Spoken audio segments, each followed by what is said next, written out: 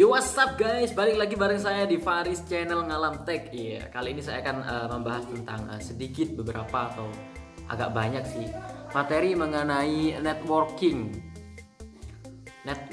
Wow, it's a networking. Sebenarnya ini tugas UTS sih, tugas UTS dari salah satu mata kuliah, dari salah satu dosen mata kuliah komunikasi data yang membahas tentang komunikasi data. Ya, komunikasi data yang membahas tentang jaringan dan networking dan jaringan. Kali ini saya akan membahas kan pilihannya di situ disuruh bahas bab 1 atau bab 2 gitu. Dan boleh juga diperjelas di salah satu subbab, namun harus connect nanti. Ada connect ke subbab berikutnya gitu ya. Saya kali ini akan membahas tentang subbab pada poin 1.2. Teman-teman nggak usah bingung cari poinnya di mana atau materinya di mana, karena saya nggak menyertakan materinya ini karena saya akan sedikit menjelaskan saja apa itu yang dinamakan dengan networking atau jaringan. Oke. Di sini jaringan tersusun daripada banyak komponen. Yang pertama yang kita pelajari, apa itu jaringan? Jaringan pada komputer loh ya, bukan jaring-jaring sosial atau jaring-jaring di laut, di pantai atau apalah itu. Oke. Di sini saya akan membahas apa itu jaringan ya. Jaringan adalah apa kira-kira? Ding. Wah, ada di sini nanti. Enggak. Jaringan adalah penghubung antara satu dengan yang lainnya, antara one device to other device, one node to other node about a thing. Sorry kok bahasa Inggrisnya agak gimana gitu ya. Jadi penghubung antara satu perangkat dengan perangkat yang lain. Misal kita telepon orang tua kita di sana yang jauh. Misal saya di sini, kalian di sana nonton video saya, itu yang dinamakan jaringan ya. Kalau via internet loh ya. Jaringan. Jadi penghubung antara satu perangkat dengan perangkat yang lain di jarak baik itu dekat maupun jauh. Yang jelas jaringan itu harus terhubung dan ada penghubungnya. Ya, ada penghubungnya. Berikutnya, poin berikutnya adalah distributed processing atau proses distribusi. Proses distribusinya gimana?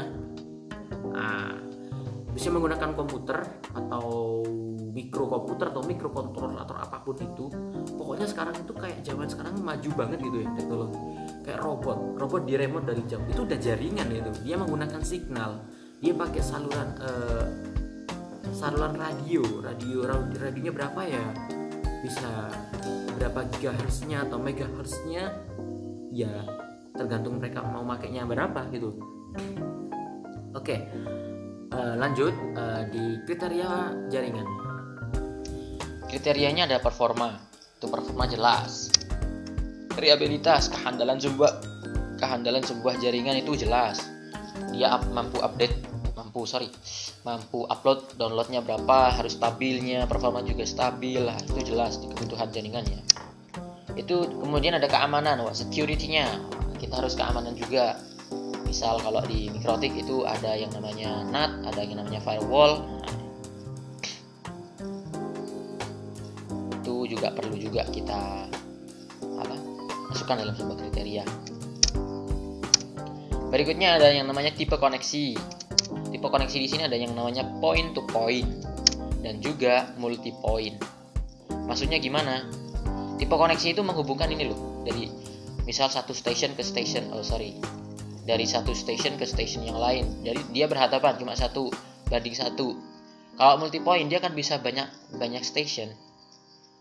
Misalnya station yang point to point ini di jalur pribadi gitu loh. Kalau kita telepon seluler sama ibu kita gitu, itu namanya point to point. Kalau pakai video grup chat gitu biasanya itu namanya multi point. Oke, berikutnya ada topologi, pemodelan jaringan yang akan diimplementasikan ke dalam sebuah proyek biasanya gitu. Di sini yang pertama ada topologi bus. Ini modelnya kayak gini, sederhana banget. Dia cuma pakai kabel tunggal, kabel koaksial namanya. Dia di sini setiap penghubung ini dia pakai T-konektor. Jadi dia simpel sih, pemasangannya simpel. Cuman dia kekurangannya itu kadang terjadi tabrakan data. Misal komputer yang saya tunjuk ini dia mau ngeprint ke sini. Terus yang di sini dia juga mau ngeprint ke sini. Ya, di saat dia mengirim file ke sini, dikirimnya bersamaan. Dia nggak bisa dia duluan yang ke sini, mesti dia duluan karena dia harus menunggu antrian yang sudah didapatkan.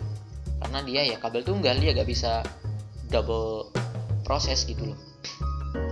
Itu kekurangannya. Kelebihannya dia murah. Ya saya tahu itu. Saya nggak pernah memang saya belum pernah mengimplementasikan pada jaringan di dunia nyata sih. Cuman ini teorinya sih begitu. Dan berikutnya ada yang namanya topologi star. Wah, topologi star ini I like this. Buat saya recommended sih buat saya. Untuk jaringan kelas kecil, misal di ruang laboratorium komputer. Karena ini konfigurasinya mudah. Memang agak boros kabel, kekurangannya agak boros kabel. Cuman kelebihannya itu kalau ada troubleshooting, kita misal komputer ini trouble, kita cek di sini. Yang trouble itu kabel yang di sini atau yang di sini atau PC-nya. Jadi enak kalau ada pengecekan troubleshooting. Penyelesaiannya mudah. Yang berikutnya ada topologi ring. Topologi ring ini cincin sebenarnya kayak gini, dia koneknya dari komputer sini langsung ke sini, langsung ke sini, langsung ke sini, ke sini gini. Kalau di sini kalau ada lingkarannya gini modelnya kayak bus, tapi sebenarnya nggak gini sih. Kekurangannya kalau ada satu komputer yang trouble, maka komputer yang lainnya juga ikut trouble karena dia saling terhubung. Dia nggak langsung connect ke pusat gitu. Misal dia mau ngeprint, tapi dia trouble. Misal dia mau ngeprint, dia trouble. Ya udah, hancur jaringannya. Itu. Terus ada lagi mesh. Oke, mesh ini kayak bintang ya. Dan dia saling terhubung satu sama lain. Minusnya, dia banyak kabel, dia menghabiskan banyak biaya. Kalau ada konfigurasi kerusakan, dia juga harus ribet karena dia banyak konfig yang harus kita selesaikan gitu. Tapi ketika ada satu jalur yang rusak, misal ini, ya yang lain tetap jalan gitu, normal gitu. Yang berikutnya ada tree. Tree ini disebut biasanya extended star karena dia pakai topologi bus yang di tengah, terus jadi cabangin pakai topologi star. Implementasinya pada provider besar ya, yang penyedia fiber optik. Misal ada di rumah teman-teman ada yang pakai wifi kabel, itu dari jalan raya, anggaplah ini jalan raya yang ada di tiang-tiang kecil, ada di tiang-tiang hitam itu, kabelnya hitam. Ini kabel fiber dan ini ke rumah teman-teman. Ini namanya jaringan tree. Dia bisa disebut extended star. Ada lagi satu jaringan cuman nggak saya masukkan di sini, namanya hybrid. Dia penggabungan antara banyak jaringan ke dalam satu jaringan. Jadi dari banyak topologi tadi digabung jadi satu, namanya hybrid. Oke. Berikutnya ada kategori dari jaringan. Ada kategori LAN. LAN itu lokal area network, biasanya di gedung sekolah. Biasanya di satu gedung, meliputi satu gedung ya, nggak lebih. Dan paling banyak diimplementasikan itu di lab sekolah atau di sekolah. Itu namanya LAN. Karena dia nggak mencakup jaringan luas, dia hanya lokal saja. Berikutnya ada MAN. MAN itu apa? MAN itu metropolitan. Dia mencakup banyak kota, bisa mencakup banyak gedung-gedung, antar gedung. Nah, itu biasanya MAN. Yang berikutnya ada WAN. WAN ini dia udah jaringannya luas, bisa satu dunia terhubung.